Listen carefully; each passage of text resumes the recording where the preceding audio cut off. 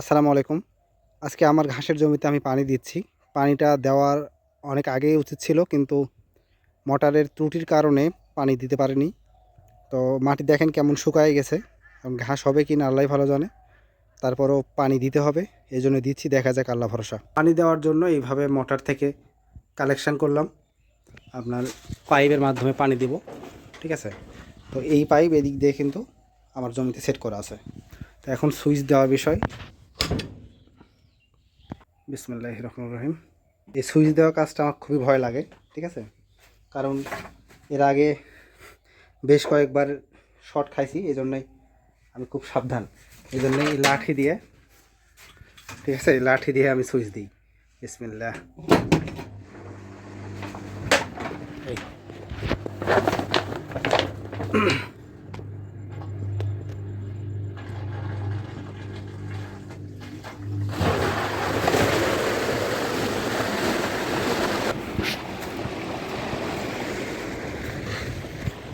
একটু পানি দেওয়া শুরু হয়েছে।